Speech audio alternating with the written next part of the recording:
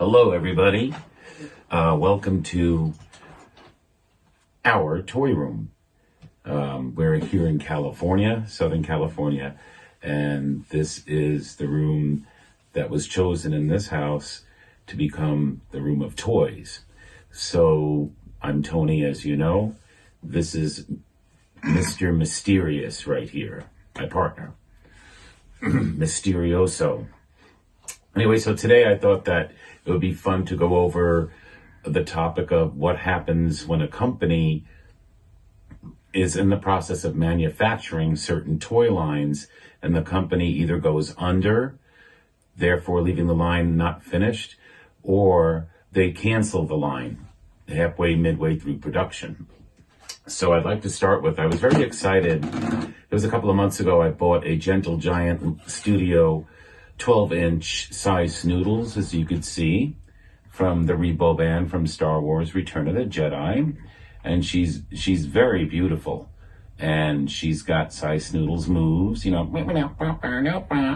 And so anyway, I was looking forward to being able to purchase her bandmates, Max Rebo here and Droopy McCool, as at that time they both were on pre-order.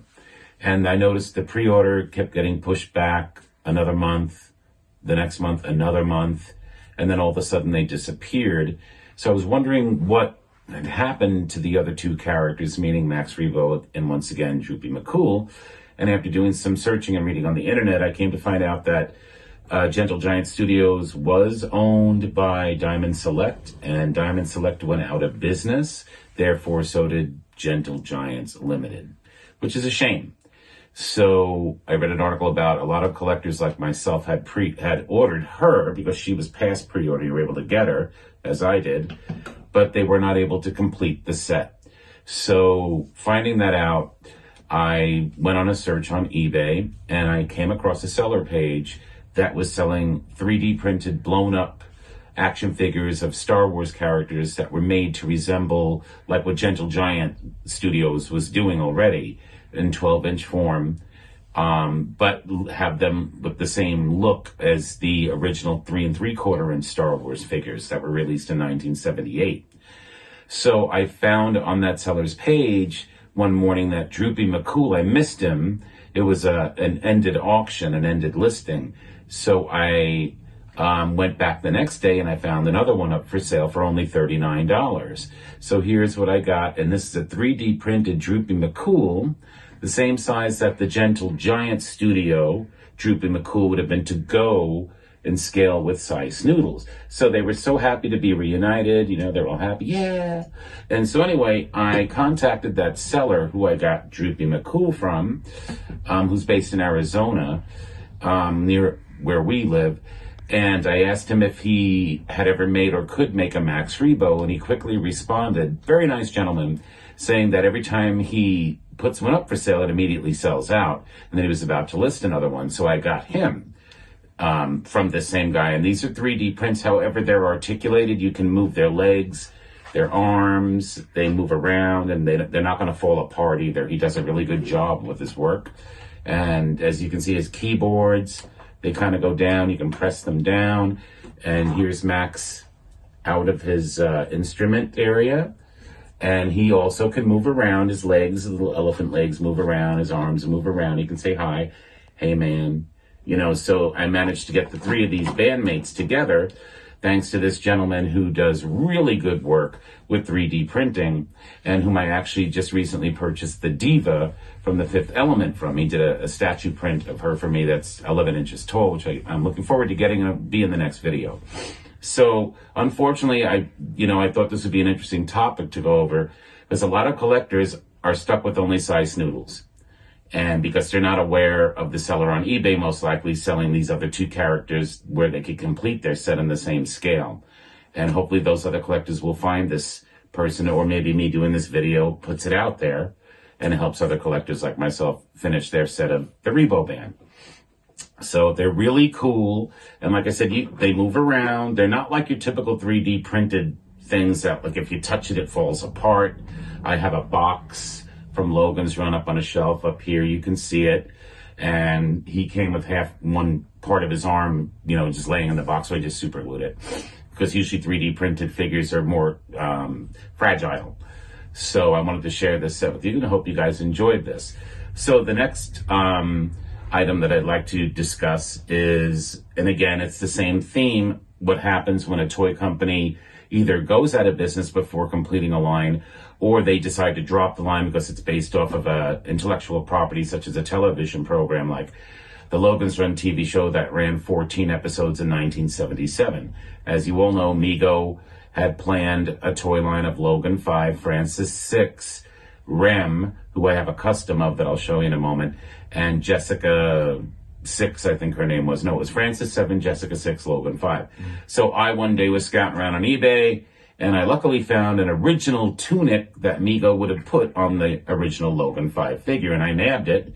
And so I went to sort of do my own little custom Logan 5. I don't remember the soccer player's name. He's German. And at the same time, Mego's European affiliate company, I don't think it was Palatoy. It was some other name. I'm not sure what it is, but I'm sure you guys know it. So I decided to put the tunic. I purchased the soccer figure, stripped his clothes off of him, and put the original Mego Logan 5 tunic on him. And this is one that has the odd head mold that's different from the second head mold of that soccer player figure where Mego had changed it to make it look more like him. And this really actually does resemble Gregory Harrison a bit. And so, but that's what happens, once again, when a company either goes under or they give up on a license if it's based off a show or a movie that tanked. So here's the custom Rem. Mego also was going to make him, and I'm sure you all know that Mr. Played Stallions in Canada, I forget the gentleman's name, but he owns the original prototypes of these figures. And so this is a custom I bought from Brent's Dolls a while back, and it came in a nice little box. And it's fairly faithful to what Rem, the prototype, looked like. So that way, they kind of have, he has his buddy, Logan's not by himself, he has his little buddy, Rem. And so it's unfortunate when a toy company plans on making a line that would have been really cool, and then they drop it, due to the show that it's based on being canceled. So I just wanted to share these two with you. Hope you enjoyed that. Also, another example is, back in the day, you all know about him, Chrome Dome, the bionic villain. I think it was either J.C. Penney's or Montgomery Ward's approached Mego to create a villain figure for the then already produced $6 Million Man and Bionic Woman figures. And so Mego decided to, do what Mego did best back in the day, was go on the cheap. Companies are in business, or were in business, to make money. And they used the leftover Fighting Yank bodies and just put a different head on the body and spray painted, I guess, colored one arm silver. And this is what you got for a bionic villain, which was never a licensed bionic toy. So it was very short-lived, just one, I think, in the Christmas catalog 1 year. And so, but there you go. Hope you enjoyed Dr. Chrome Dome. I know a couple of you guys have these. And so next, in going on the subject of what happens when toy companies, are deciding to drop a toy line rather quickly during production, this is the last of the marketed, produced gem dolls, Jetta of the Misfits. She's the only one whose cassette is dated as late as 1987. All the others are 85 or 86. She's the only character that never made the box photography. All the other ones did, but they only decided to do the work on photographing the 4 other Misfits. So that makes her a little bit of an oddity, and she was the last gem figure that they produced before, how should I say, cutting off the line before canceling it due to slow sales. And so it's interesting, just, part of the fun of the hobby is, as we go along and collecting and learning more about different toy lines, is basically how companies are very shrewd. If they're making good money on the product they're producing, they'll keep making them.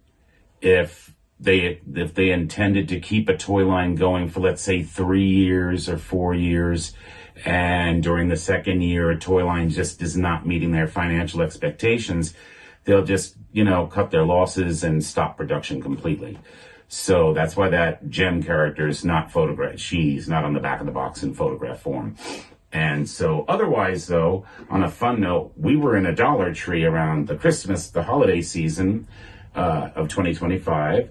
And I found this really cool T-Rex figure. And he's a pretty good size. And he also very similarly looks like what might have been an old mold from when Jurassic Park first came out in the 1990s. How those toys were pumped out, because he has a symbol on his side. You press it, and he makes noise, he lights up. And he was only $5. I thought it was such a cool find. Just, wandering through Dollar Tree looking for cheap Christmas plates and things like that, to find him for $5. And what little kid would not have wanted this? So, and after we were at that Dollar Tree, we had been at several others during the holiday season, and these were nowhere to be found after I purchased this one. So I thought I'd share him with you. He's really cool. If you're ever in a Dollar Tree and you see him, pick him up. He's totally cool. And he goes with the Jurassic World dinosaurs of the same scale as well. Just a little brighter in color, because, kids react to bright colors. That's probably why they made him this bright green. And so I wanted to share that with you as well. My mysterious partner here has something that's quite a rarity and very much the oddball little figure that he would like to have me share with you. Careful. He's extremely rare. So we went to a toy show, I believe it was 2017 or 2018 in San Jose, California. And we seen this sitting on a table. We immediately recognized what it looked like or who it might be. In the 1970s, there was a movie called It's Alive, where a lady gives birth to a baby, and the baby comes out sort of like a demon, with jagged teeth. And it likes to eat people, kill things and stuff like that. So when we found this, nabbed it for $5, and you press the stomach.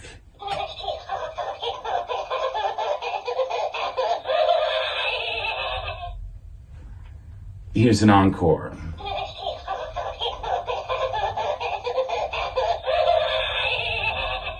Well, being a large fan of the movie It's Alive trilogy, my mysterious partner here had to have it. But for years, neither he or I knew what this thing was called or really even who made it, because there's no markings on it identifying the manufacturer. And I believe one day I put this on Mego, it was about, not a year ago, right? Close to a year ago, I think. And I just put a picture of it up there asking if anybody knew who made him or what he was marketed as. And a very nice girl sent me a link to a Facebook collector group called Screechers and Screamers. So what he is a Screecher and Screamer toy that was sold at Spirit Halloween stores. They no longer carry them, though. And so for, I think, about a good 8 years, we didn't know what it was called, what company made it, where the heck it came from, until I was sent a link. And then once I got on that Facebook group, I posted a picture of it. I joined the group and posted his picture, and everybody was answering immediately that this is a Screecher and Screamer. And they weren't really called anything other than that. You're all familiar with Mondo Studios, or the company Mondo that puts out little oddball figures and pieces now and then in very limited quantities. So going back again to this past Christmas, I was surprised by opening a box that this was in. Of course, this is mysterious alien creature known as Mac from the sci-fi masterpiece movie Mac and Me from 1988.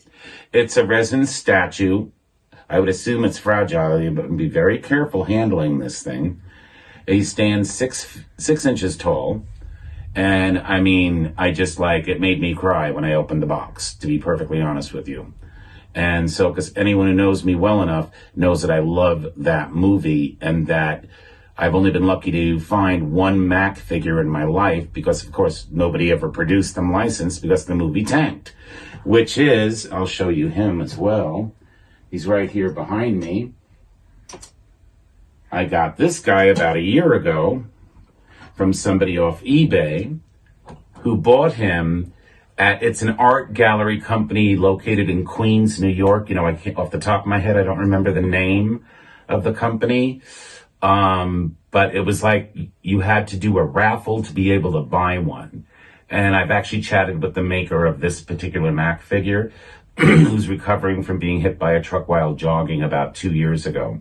And he hopes to be able to get back to making more things like this. So, but anyway, I'm so stoked to proudly own a rare Mac figure. He stands 14 inches high, and he's sort of wire jointed in like a vinyl foam body, and he's pretty sturdy. He's made well, and he's just really a good representation of Mac, the mysterious alien creature from the film. Thank you for your attention. Okay. So other than that, that was really what I wanted to go over today's video. There's really nothing else that I have. I hope you all have a great day, and I just thought I'd do this, you know, for the fun of it. And we will catch you guys the next time. Bye.